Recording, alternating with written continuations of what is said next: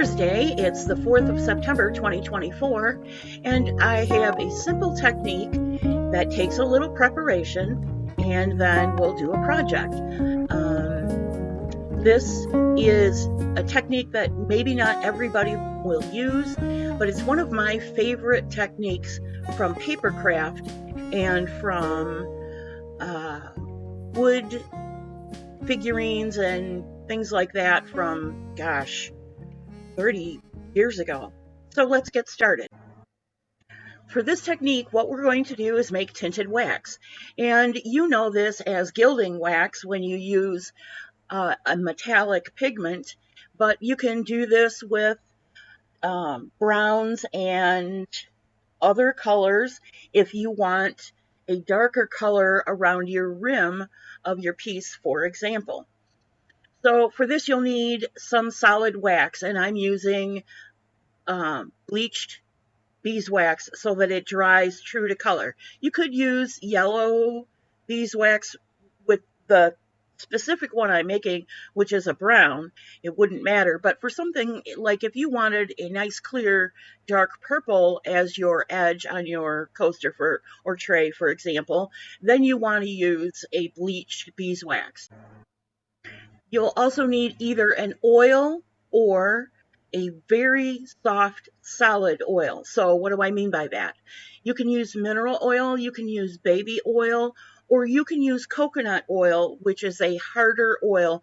It melts at 76 degrees if you buy that type. Otherwise, it melts at about 90 degrees. Either one is fine. You want something that's going to make your hard wax a little softer. And then you need pigment. You can use pigment powders. You can use oil paint, and I'm going to use oil paint because that's what I'm used to using. You could do this technique straight out of the tube if you wanted a fully saturated color, or you can mix up what we're going to mix, which is a rubbing wax. And so I used a tablespoon of beeswax. I used a teaspoon of oil. In this case, I used my beeswax and carnauba wax oil. So I have beeswax, just straight beeswax, and a teaspoon of my yellow, in that yellow bottle, beeswax and carnauba, and that's liquidy at room temperature. So it makes my solid wax softer. That's what we're getting at. And then I used, for my recipe, a half teaspoon of oil paint. And in this instance, I used not walnut stain, burnt umber, which is on the greener side of the color spectrum. You can also use burnt sienna, which is a little bit redder. But even in the light, you can see that this comes out a translucent brown. You also need a small tin or jar to put your finished wax in. I would suggest not using plastic because you have to mix all of the ingredients together over heat so they'll incorporate. And then you also need a soft cloth for rubbing and buffing that is dedicated to just this color, so it doesn't mix with other colors. You also need a heat source, and I have a little coffee warmer that looks exactly like my timer, but it's in use right now, so I just faked the shot by putting my tin on my timer, but you get the point. And the papercraft example shows how we use this wax. We use it for edging. It's an antiquing technique in papercraft, but you can also use it as an antiquing technique in other applications. Another thing to keep in mind is that this is wax, so it's going to dry hard. However, if you're going to seal your coaster or tray or whatever your piece is with a water-based sealer, that needs to go on before this antiquing technique. and then you can put clear wax over the whole thing if you want to, or you can just leave it as your antiquing technique on the edges being the final coat. The order is water-based sealer, then wax, not the other way around. Just like in woodcraft, you cannot put a water-based sealer over wax because wax will repel that sealer. So just keep the order of operation in mind. And as you can see in mine, I got uneven coating. I just put it on with my finger once the wax mixture was solid. And where you see those white streaks is where a water-based sealer on the top of my coaster was applied and it dripped over and I didn't notice it. But this is a testing coaster anyway, so it doesn't matter in this instance. Last thing I want to show you before we move on to our project is what would happen if you roughed up your piece, whatever it is. Maybe you had to sand something because there was a flaw or a color blotch or what have you. So you can see the comparison here on the running down the left side is where I rubbed it on with my finger over the smooth finish of the casting compound. In this instance, I made this out of Magic Pour. The running down the right side is where I took a nail file, just a regular cheap nail file, and used the darker side, which is the heavier grit side. I think it's 100 grit, and just roughed up that surface to take down the surface tension of the sheen from a finished project. And then I ran the 180 side, I think it's 100 and 180 on the light side, and smoothed it out a little bit, not very much. A minute total of sanding just to break that surface tension. And I rubbed it in again, and you can see that it soaks in, but it's lighter a little bit. Another thing I noticed while I was doing this is it's best to go in one direction. So don't take your finger and rub it back and forth because you'll actually lift off color doing that. Go in one direction just like you would for the grain of wood. And wouldn't you know it, after I was done doing this little demo and I went and got the mail, the mailman delivered my burnt umber. So when I said I was mixing burnt umber to make this rubbing wax earlier, I was mixing burnt sienna, and you would think that I would notice the terracotta sort of cast to it. But no, I didn't. So later on, I'll if I remember, I'll do another side of that coaster with burnt umber so you can see the difference between burnt sienna and burnt umber. Here's the top of that coaster for which I was making a color swatch. And this is mica powder. It is not very shiny in the jar. You really have to look to find shiny bits by tipping the jar. It is a very, very, very, very dark purple, sort of a winey tone, and it may look to you like it's brown on the screen, and I understand why it might look that way. You could add it to another color mix to deepen a brown, absolutely. If you don't spread it thick enough, you end up, like if you smear it, you end up with a translucent smoky gray. So you have to make sure that you put this color down on whatever you're putting it down on. If it's a surface color, you have to put it down very well and burnish it. I don't have a sample of what it looks like burnished on a mold because I put that directly on the coaster. And you can see what it looks like under a clear coat of UV resin.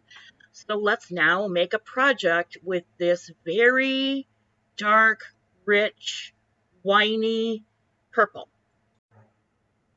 I've already poured my rim with a super concentrated 1 teaspoon to 100 grams. And now I'm mixing the main body, which has 3 teaspoons of this mica powder, into the main body for this pour. And I'm adding my water a little bit at a time, trying to give Magic Pour an opportunity to make me happy. And so when I see that it is clumping up in the middle, even though, I've got more than enough water in there already, I add a little bit more at a time. And I think my measurement had 20 milliliters extra water accounted into my main water measurement. And, you can see I've got that stir stick well, now I've switched to a paintbrush, in my fist, and I am working it for all it's worth. And I can see that it is turning gray. So that doesn't make me happy, but I can also still see purple mica in there. And we know that when you use mica in the mix for these casting compounds, these acrylic casting compounds, you lose your shiny mica. And I don't care about that. I care about the color. The pursuit of a plummy, dark, rich purple has gone on over 2 craft pursuits now, both in paper dyeing for paper crafting and junk journals, as well as now the compound casting. I have thrown in about 10 or 15 drops, I lost count, of a cherry red alcohol ink just to try and get purple, a real purple visible in that pot. And it kind of helped. And I poured into my overage mold. I made extra on purpose because I wanted to do both experiments, straight mica powder and, whatever modification I could do with the overage in some coasters. This clip is sped up to 3 times speed. I did tap the molds, both when I added the rim to the big mold, as well as after I added the main body pour. You might not have noticed it because of the clip being sped up. And I also tapped these molds, but I did not go around the rim on the coasters. And I checked this mold after editing, and it was still warm, the big one. Well, all of them were still warm at 60 minutes. So we'll wait a little longer and then we'll unmold. Gray. But you got big hints of that as we went along. And the design and detail came out really nice. I think that this mica powder is tinted with like charcoal something or black oxide or whatever, because whatever didn't incorporate, whatever was super saturated, came to the top of all 3 molds, and I'm getting it all over my hands. But Magic Pour did not take, days to cure. So that's good. We did get, if you put that thing right up to your face, you'll see that there is purple. But as I try and wipe off just the bottom of the pot, not where all the black is, that pigment is coming off pretty easily. So I thought, let me just see what happens if I wipe off the back of the pot, and shoot, I got it on my nice clean gray mat. And up on the side there, we have our beeswax and soft wax melting to mix up burnt umber rubbing wax. But I think we'll do burnt umber tests for Sunday. Instead, let's do a quick UV resin test tile with this purple and put a little in there, probably more than, again, what you would think to put in there, but it ends up not being a whole lot, really, when you look at the finished piece. So we'll mix it up really well, get all the stuck on mica off there, and pour it out and see what the color is that we get from using it in resin. Now, I somehow miraculously mixed up exactly how much I needed for this pour. So, tap a few, there's a lot of bubbles in it, but let's put it on the tray, let's tap it, let's poke it, and then let's cut to the finished cured piece, which is still sticky. I should have dropped it right into water like Daniel Cooper does, but I didn't. So let's just see anyway. And before anybody barks at me about no gloves, no mask, yes, I was doing one piece and I thought it would be okay, even though I'm going to have the smell of curing resin in my house for 2 days. Like I said, it is sticky. And you can see in resin, it's very smoky, but you can also see the purple, and you can also see my fingerprints on the side. So let's put it on a piece of something white, like, I don't know, you know, white surface right in front of me, but no, I have to go get a piece of translucent wax paper and then put it out of frame. Oh, wait, I did actually move the camera. And you can see that you can't really get a view through it. Although if you hold it up to the light, you can see a smoky purple. So what would I do with this larger jar of mica powder? I would not use it for casting compounds. It's it's just too smoky and too dark. It can be used, as I showed in the beginning clip, on a white background. If you rub it on like you were going to rub on for a mold and burnish it, and then you can either spray it with a clear, or you can top it with UV. And in that case, you will get a dark purple, not so much smoky if you lay it on. So I would not use it to cover color casting compounds. I would use it in resin if I wanted a dark smoky purple, and I also would use it as a top coat, well, as a top application with either a spray fixative over it or resin over it. It's fine for that. It gives a much nicer, more robust wine purple. But as you can see here, we just have a very dark, smoky gray lavender, really. And the good news is that despite it not performing, this mica powder, the way I thought and expected it would, there are some uses for it, and I'm not unhappy that I bought a 4-ounce jar because I will put it to good use. And even better, I got Magic Pour to behave and give me a larger product that did not take days to cure. So that's all good news, and I have another box for my desk. Thanks so much for joining me. I hope you learned something.